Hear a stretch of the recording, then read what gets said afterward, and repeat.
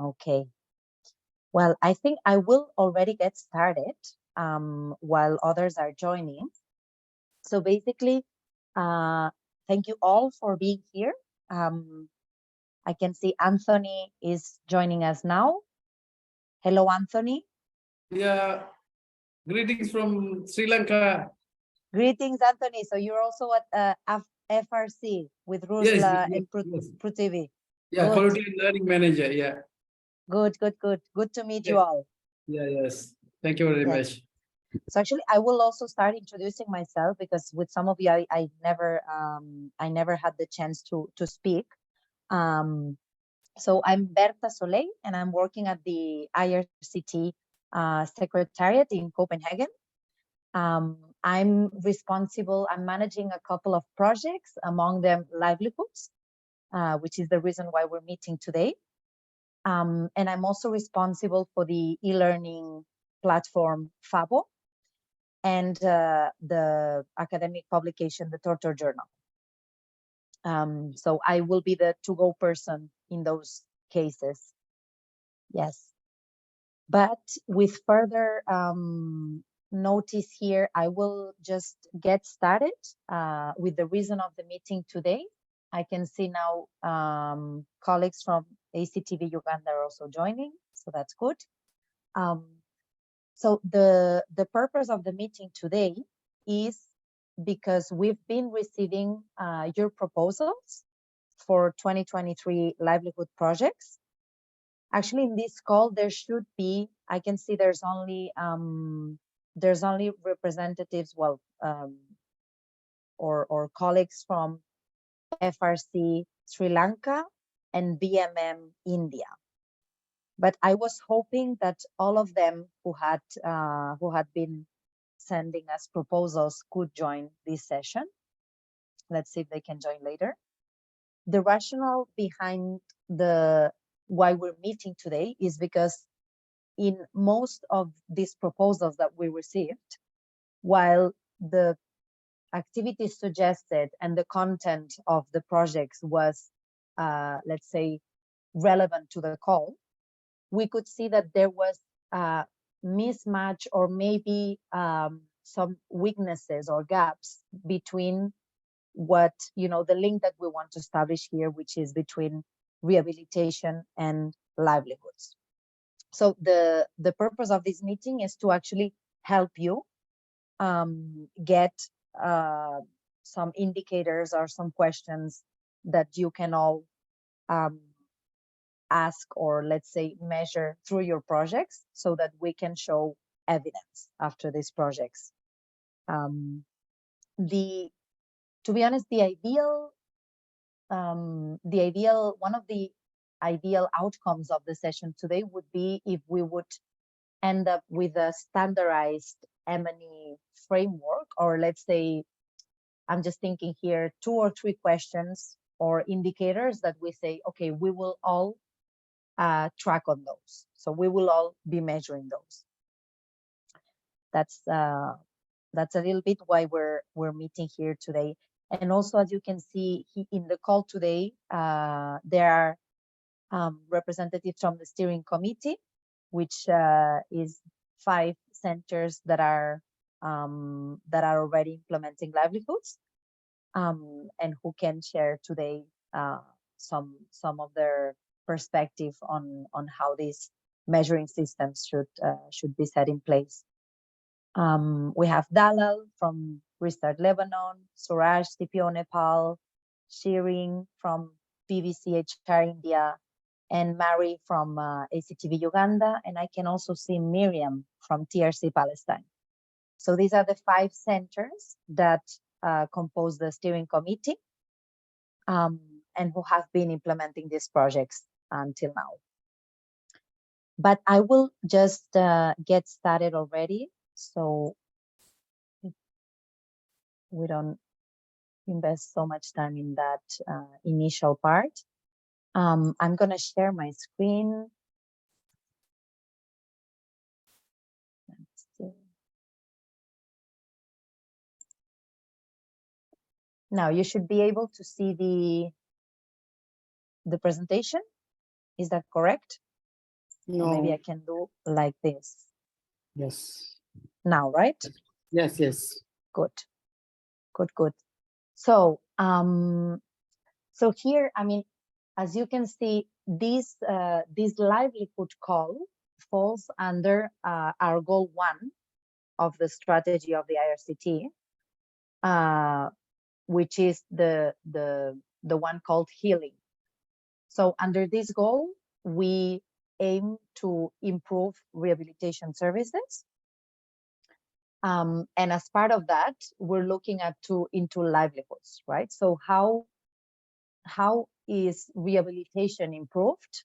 How are healing journeys improved through the integration of livelihoods? So here, as you can see, I say our aim through this project is to improve rehabilitation through the provision of livelihood support. And here, as you can see, I'm giving you the main question that we asked ourselves in from the IRCT when we started, well, when we decided to really integrate this in our strategy and to, let's say, invest some work in this. So the question is, does integrating livelihoods into rehabilitation programs improve the overall rehabilitation outcomes of torture survivors? Now, while it's true that we all, I guess, have hypotheses, and I'm sure there is data out there, the objective through these projects is that we also obtain and capture data that proves this, or let's say responds to this question. Yes, and I can see some colleagues from the Sub-Saharan Africa region have joined. Justin, and I hope they remember how to set up the interpretation button for French interpretation. Anyway, okay, so so this is, again, this is the main question right here. Now, what we're trying to prove again is this, how does this provision of livelihood, or let's say socioeconomic support, lead to better rehabilitation? Now, what I would like to discuss here with all of you in the call is what data or what questions, what indicators do we need to obtain through our projects to address this main question? And this is a question that I'm asking all of you because I saw that in some, we saw that in most of your M&E systems, or your M&E suggested frameworks, you were looking at, for example, number of trainings, number of participants, but this doesn't necessarily tell us much about how does this training help improve the rehabilitation journey of the survivor. And this is what we need to get through these projects, at least from the IRCT, to be able to, justify that we're putting money into those. But now I thought that a good way to do this exercise, we have two options, and you please feel free to tell me the one you prefer. One is having an informal discussion here about what type of questions, what type of elements, well-being indicators would you be looking at? Or another option is using this link here. So I've prepared a Padlet. I don't know if you know that tool. And then we can all kind of squeeze in there our questions or indicators suggested. Which one do you prefer?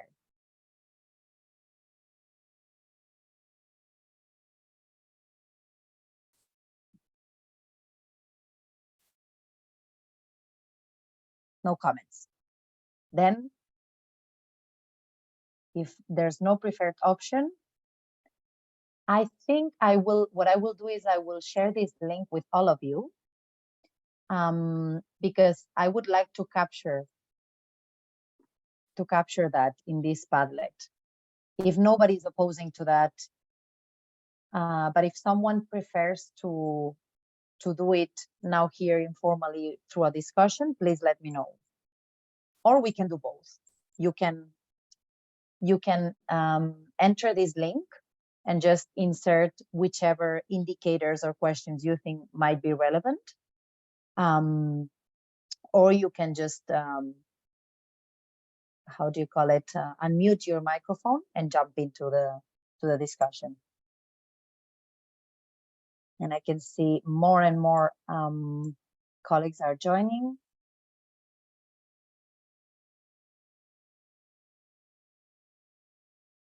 So again, I've shared the link now in the chat. It's a Padlet. And when you enter this Padlet, you should be able to see like a plus sign on the right bottom part of the screen. And here you should be able to add a post.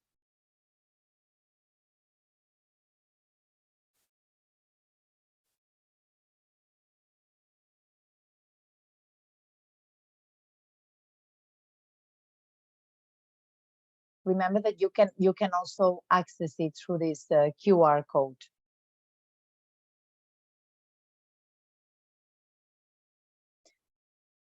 But maybe on the meantime, I will just ask some questions to some of you on screen. So for example, I'm looking at Dalal, Suraj, Mari, Shirin, Miriam, whichever from the steering committee wants to share. What is this one thing, let's say one indicator that you think we should all be asking in order to respond to this question on screen?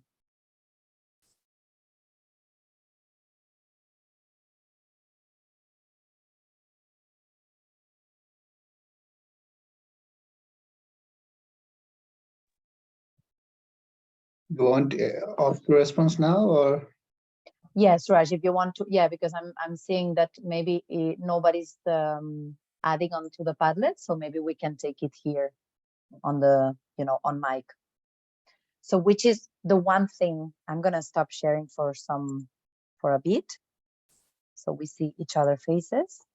Mm-hmm. So which is the one question or the one indicator, or maybe you can come with a couple of them. And as you can see on the screen before, I was sharing examples of indicators.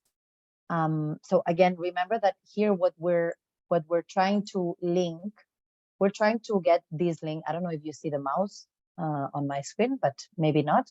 But we're trying to establish this link between, these projects that are meant to provide socioeconomic support to survivors, and how does this contribute to a better healing journey. This is the link that we're trying to establish here. And now my question would be, so how would you measure that? What are some of the indicators that you would say these are important to ask survivors in order to prove that their rehabilitation has been improved, or maybe the opposite, has deteriorated? So for example, here I'm giving some examples, right? Resilience, self-confidence, social integration. Or you can also ask in the form of questions, right? So on the right, you can see, how confident do you feel with your competences to provide for yourself and family? So these are some of the examples. This is what I intend you to add onto this link, onto this Padlet. But in the meantime, I don't know if Suraj or someone from the steering committee wants to share directly here. Well, okay, I'll start with that, and yeah, maybe, yeah. first of all, Beta and IICT, thank you so much for organizing this meeting, and I think it's really wonderful to have to see the colleagues here, and very warm wishes for you to go with this new initiation in your center, and hopefully you'll see the changes and impact in the days to come. So based on the examples or based on our experience, I think there are you say one, but maybe I will say major two things that we will like to see as a result of the livelihood component. The first, definitely, once we have facilitating for their livelihood, then obviously to see the changes in their lives. And the changes in their lives will be not a big things. As we all know, like our support will be very nominal. We won't be having a big amount of money delivering to them, or big things that we are thinking about. We are supporting them very on a basic level. So I think we need to see the result on a basic level too. For example, how easy their life is in their daily, the expenditure. For example, how easy to buy the food stuff for their children. How easy to, or how it has been changed in their lives to pay the rent, minimal rent. How easy to, at least to secure some money for their children's and kids, books and copies. I think these are some of the basic things that we can see in their, in their capacity on spending the money on their day-to-day life. That is one major thing that we think we have to see from our project. At the same time, another important component, which also Bertha mentioning in this slide, is about the empowerment, and that is particularly linked with the confidence. As few of the beneficiaries who we work with in this livelihood project, they were saying like now at least a few their neighbors and their friends actually they trust because they are started earning something. They started earning something. They are started doing their own business. They are started doing some, work. So means like they are earning a little bit, and that had a very important aspect to make the environment for the trust. And then if they need money in an urgent matter, their friends, their relatives, their their neighbors will support that. So I think that way support that, and they will trust, and at least they have a trust, like they will lend back the amount. So I mean that's the kind of trust thing. So that is more connected with the self-confidence, and that is more connected with the empowerment. So I think if we see from the day-to-day expenditures, the capacity of day-to-day expenditures, and the level of confidence, level of self-esteem, if we want to measure, and if we see the result on that particular aspect, then we can at least ensure some basic level of changes on the project, on the livelihood, on the rehabilitation of the survivors. I think that's what I perceived in my project in Nepal. Bertha, thank you. Over to you. Exactly. No, thank you, Suraj. And that is exactly how I was wishing this conversation to go, to share this, what are you looking at when you're implementing this project? And I can see now Dalal also has her hand up. Feel free to unmute, Dalal. Thank you, Bertha. Thank you, Suraj. I would like to add on what Suraj has said, that in order to complete the rehabilitation process, the livelihood component is more than essential because it impacts on their well-being. And we have to be creative a little bit with the livelihood activity, because if, for example, we are intending to work on their improvement on the psychosocial well-being, for example, providing basic needs can elevate their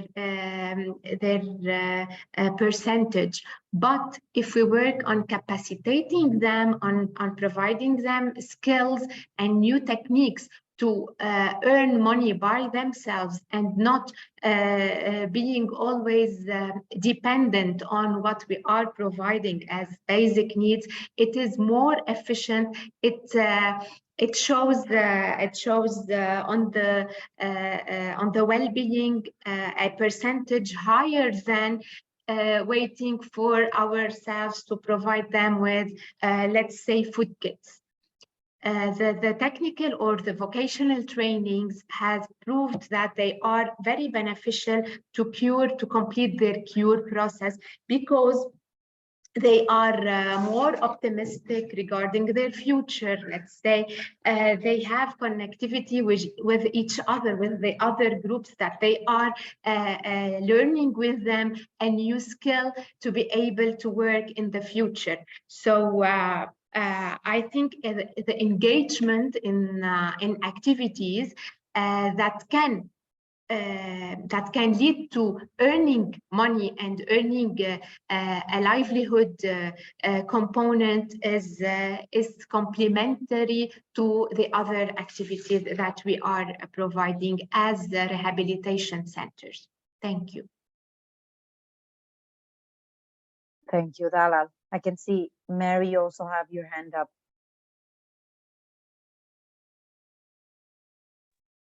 Hello, everyone. Hi, Mary, we can hear you.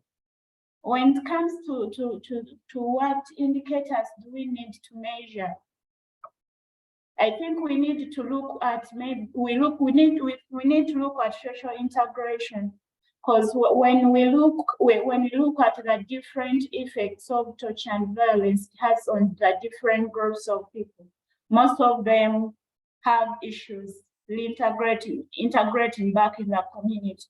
They do present with they are challenged with the stigma from the community, social isolation, and as a way of when we after the interventions of livelihood, we need to look at, we need to measure, have they been able to integrate back in the community?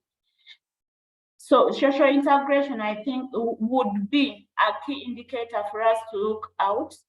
And then we can also use a scale, we can come up with a scale of like 1 to 5 on measuring how these people are able to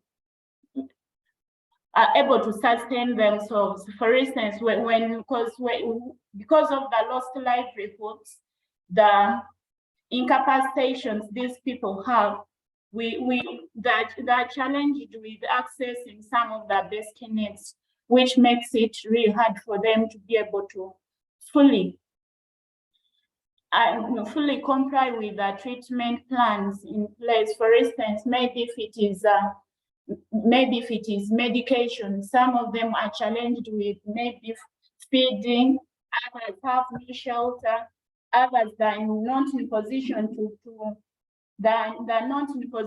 to provide for their families, which makes it really hard. And as we are empowering them when we are empowering them to be able to provide for their families, I think we can come up with a scale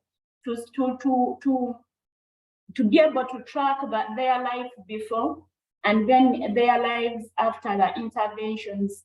For instance, if maybe someone was unemployed, unable to put feeding on food on the table, if they were unable to have shelter. And at the point of maybe taking on this client, we had them maybe ranged at one. At the point of maybe recovery, we can measure and see how far have we moved. If maybe it was a meal a day, are they in a position to have two meals or 3 meals a day? This scale can help us to better get the impact made. Thank you. Thank you, Mary, and thank you, Suraj and Dalal. But I'm thinking, here, what I hear is basically measuring, right? How is this support contributing to increasing the livelihood means and the income generation, provision, meal provision to the family, etc., etc. But again, the link here, like the ultimate, the ultimate goal here is to prove that this is helping this survivor to recover, right?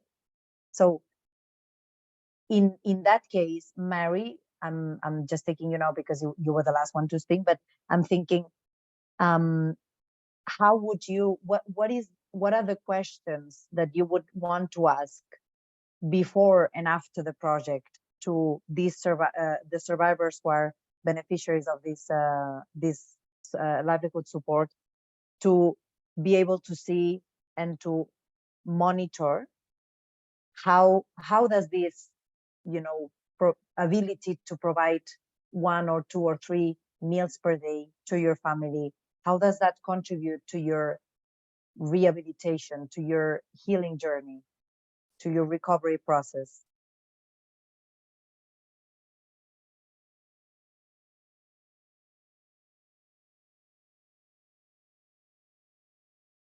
And maybe here in my head, and this is my head as social worker before joining the IRCT, but in my head I'm thinking about resilience, self-awareness, self-confidence, integration within the community.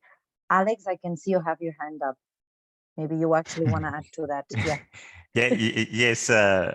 Thank you. And I think you slightly piqued my mind because also my thoughts were around that. And really that's from our project, those are some of the things that we look out for in terms of being able to be self-reliant, looking at how your quality of life has improved. So when you look at torture, of course, we pick it from the general effects of torture, the biopsychosocial effects of torture, that you have someone, probably they have faced physical challenges, physical effects, and in that line, they are not even able to meet the treatment and the physical rehabilitation, then the psychological effects. And many times from experience, we have observed that when people have, they're unable to meet or to have livelihood, or meet their routine basic needs, then the effects of torture in terms of physical, psychological, and social effects, they are either aggregated or they can't have, they can't heal all in that line. So that's a whole bit of us introducing the livelihood. For example, to address issues of relapse. If we have a question on how often do survivors visit maybe the rehabilitation center for the effects that they are suffering before and after the the integration of a livelihood component, because we have experienced that before you introduce livelihood, then you'll have a number of relapses, psychological, even physical, and people cannot be able to take care of themselves. At the end of that day, when you integrate now a livelihood, relapses are minimal in terms of psychological relapses, even the physical relapses, because they know they now can be able to take care of even their physical health. So we have questions around that because these are some of the things that could be important or are important in really measuring the impact of livelihood in rehabilitation. So on top of the resilience, social integration as it has been put forward, but the question of relapses becomes more important. The question of being able to take care of my other being able to meet my other rehabilitation needs. For example, now I can be able even to treat my physical effects out of the rehabilitation that I've been given. It becomes very critical as part of the linkage of rehabilitation and livelihood. Yeah, exactly. Thank you, Alex. Yeah, thank you for sharing it. And there are some, those aspects that will tell us what is the change, what is the improvement, hopefully, in all of these aspects that sum up to the quality of life of the individual, right, of the beneficiary survivor. Yeah, but thank you so much for sharing this. This is exactly how I imagine this session to go. I'm wondering, Daniel from Fedi Congo, I can see you on screen, and Ernest Kilunga, I'm wondering if you would want to share your thoughts and reflections about what we are discussing here.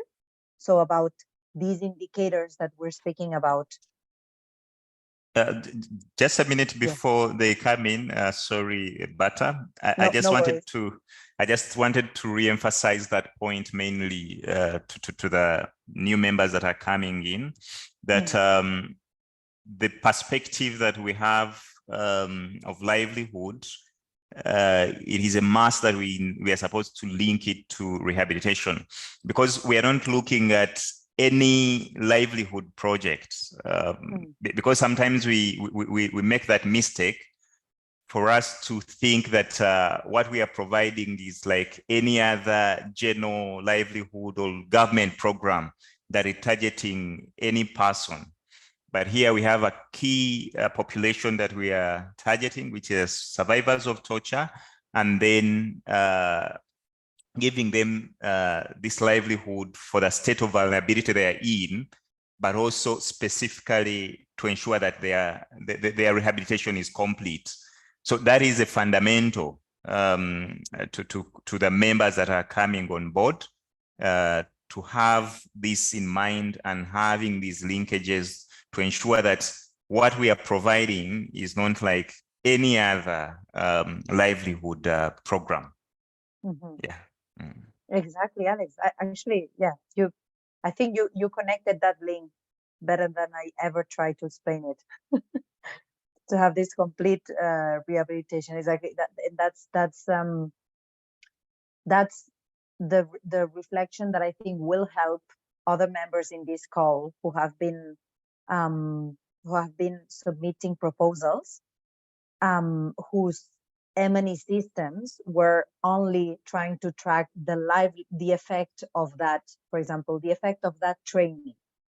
So for example, most of you who have been submitting proposals suggested to track, for example, the improvement of skills, the number of training sessions. And that doesn't necessarily tell us much about what aspects are improved in the overall well-being and quality of life of the survivors. So yeah, but yeah, thank you, Alex. I just want to see if or want to hear from Daniel, Ernest, Kilunga, maybe the colleagues from FRC. I mean, obviously all your proposals were different, but I'm looking at you, just looking for some reflections about what we're discussing now. Go ahead, Ernest.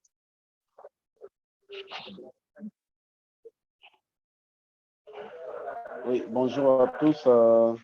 Moi, je suis arrivé un peu en retard. J'ai manqué le fil de conversation au début. Peut-être les autres collègues peuvent commencer et moi, je pourrais ajouter un commentaire après.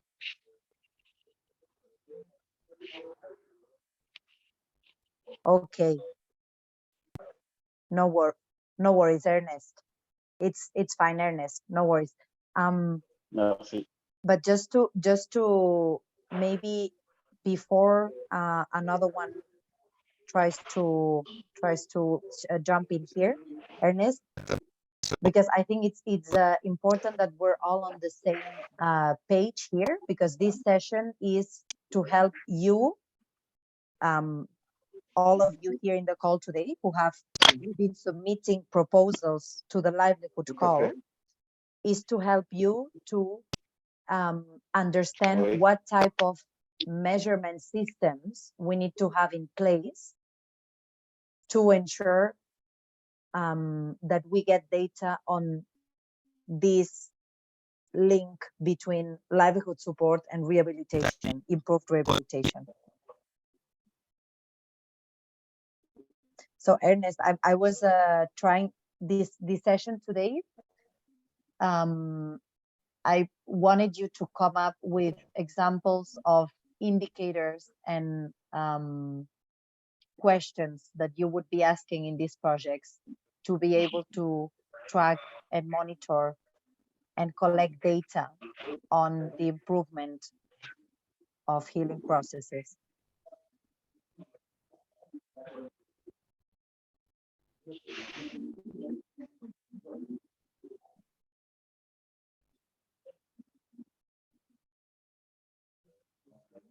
OK. I don't know if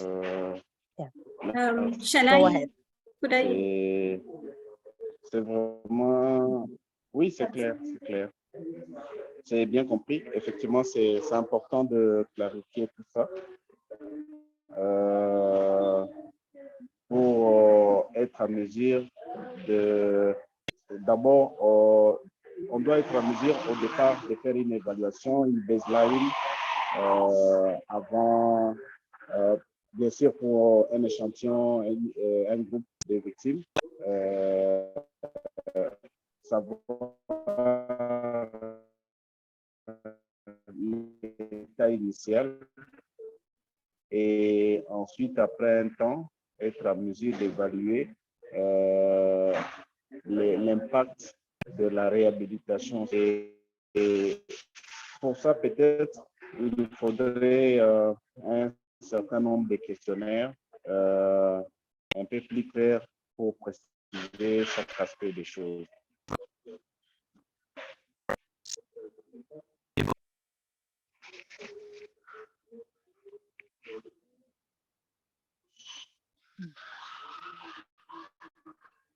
Vous me suivez? Yes, oui. Oui, Ernest. Merci beaucoup. Yes, that is exactly what I was lacking for example, in your proposal, right? To see that you had a clear understanding of what was meant to be Merci. tracked between, the beginning of the project and the end of the project. So throughout the project, what was supposed to be monitored. I don't know, Rosla, I could see you wanted to jump in before. Feel free to do that. Yeah, in the sense, I was just wondering, I think quite a few people spoke about the whole social integration thing, and maybe looking at compared to before, after the livelihood intervention, whether there is like increase in their engagement in social and community activities, or being because of a sense of financial stability, may be able to participate more in social activities. So that was one thing. The other thing is in terms of the level of distress that they may feel, because again, due to the financial burden, whether it kind of helps, which in turn would help in their whole rehabilitation process as well, which yeah, so like in terms of like their ability to meet their needs, again, I think that was also, I think, spoken about. Yeah. Yeah, thank you, Rosla. That are also examples of what could be asked. So again, this is, I mean, feel free to jump in, because this, I'm actually taking notes of all these potential indicators or aspects that you consider would be important to be tracked. And the idea is to come again, for the ones who especially joined later this meeting, the idea is that we can get out of this session today a couple or three indicators or questions that we agree we should all be asking throughout our projects. So yeah, just repeating this for the sake of the ones who joined us later. I don't know if anyone else has other suggestions. I've seen that Shirin and some others have been adding on to the Padlet.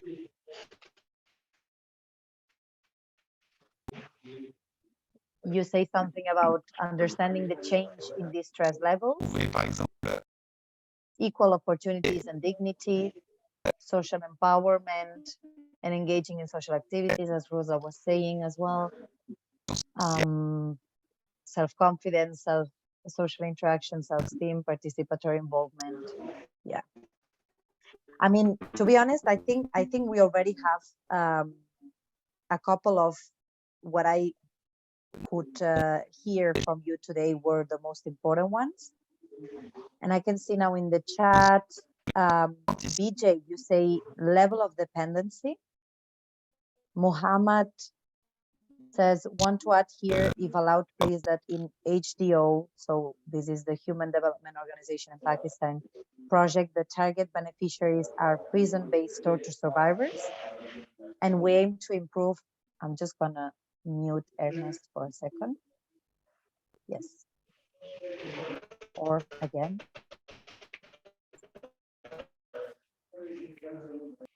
Ernest, could you mute yourself? There's a bit of background sound.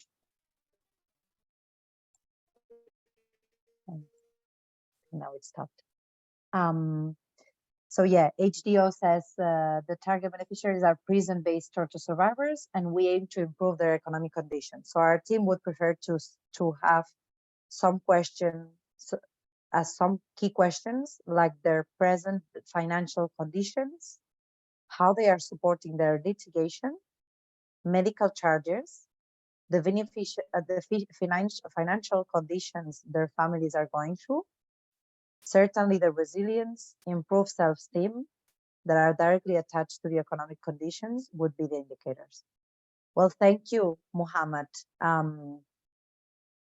I guess these, regarding the support to their litigation is something new that we haven't been seeing in other project indicators.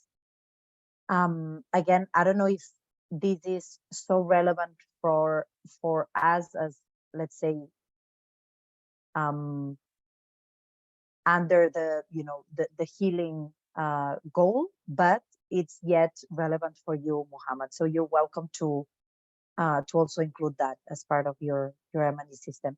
Again, this is, I also want to stress here that we don't want to come up with the one and only M&E framework that you should be using. We want to come up with a couple or 3 indicators that we all agree are important to ask. And then we can all apply that in our projects. Dalal, you say optimism, future orientation. That's also very important. I'm going to write it down here. Engagement in activities, self-belief, self-esteem, adaptability, connectivity, sorry. Good. Okay. Well, I can see we only have 8 minutes left.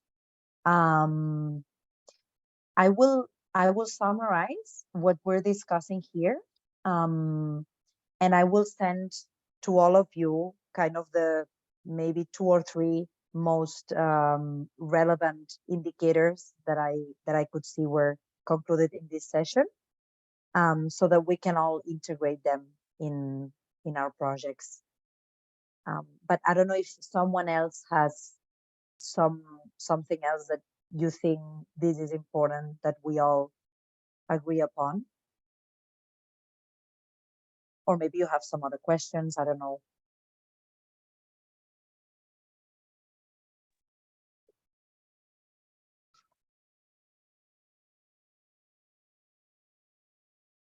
Suraj, you seem to want to say something very important. Okay, yeah. I think it's not very directly related to M&E, but will be good to share with the colleagues about some of the strength and the challenge that we have faced in the livelihood project. So I think is something is also very could be relevant in your context as well. So strength in a very brief is a very comprehensive. Now at least we can, is also one of the needy support. Quite often we haven't, we miss this part. We have been providing psychosocial intervention, legal aid, physical health support, so many other support, social support. But this economic empowerment, economic support is something very crucial, and also is one of our colleagues was mentioning.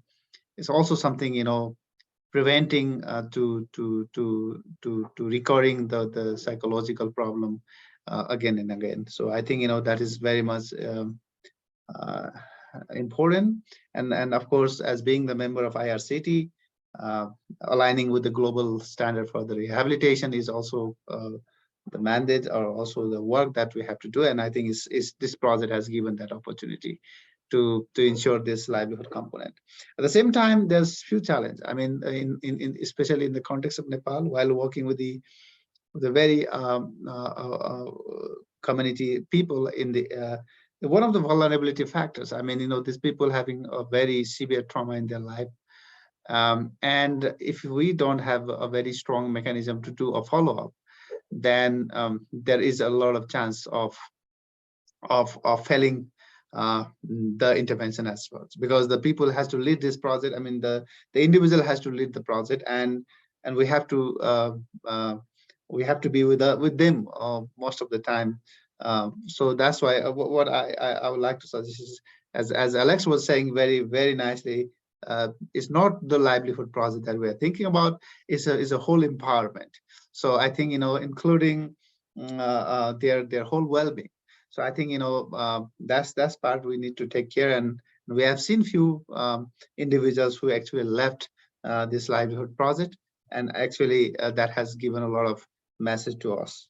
Second thing is about the sustainability and the continuation of these services. Of course, we have been gratefully having this support from the IRCT, but also I think it's equally important to have some sort of government engagement and to ensure some sort of continuous support that if we can provide to them. Of course, is not easy. providing support at the same time, doing some other work. And also, especially in the area, many centers feel it's a new area to work. And then I think, you know, we need to also have to collaborate with other agencies. We are not all, maybe some of us are very well known in this field, but many of us are still, you know, the learning on this, you know, livelihood component. So probably, you know, coordination, collaboration with other relevant stakeholders is also equally important, and equally, and even more important, to have these sort of communications quite often, so that, you know, we learn from each other what we have done, what we have did good, and where we were failed. I think that will be a great learning for others. So maybe I think we have to have these conversations ongoing, and have to learn from each other to make these things happen. Thank you, Petra. Wow, Suraj, I think I will call this the last remarks of the session. This was thank you for sharing that. It's obviously there are pits and falls within the integration of this approach. So it's good, Suraj and all the other members of the steering committee, that we can continue this, you know, continuous learning from each other and sharing these experiences between us, especially for the ones in this call today. If you're gonna integrate and work with livelihoods in the future, or at least the upcoming year and months. So yeah, yes, but yeah, thank you so much. I'm mindful of the time. Thank you so much all for attending this session today. What I will do is I will try to wrap up again some of the main key questions that we've all agreed upon today, or that we've all come up with today. I will circulate them, and it would be ideal if you could integrate them as part of your M&E projects. And yeah, please come back if you have any question, or if something wasn't clear. But the idea is that also in line with what Suraj and Dalal have been sharing, the idea is to obviously continue helping you and supporting you throughout the implementation of this project. And as you can see, the steering committee has greatly taken on this active support role for all of you who are starting with these projects now.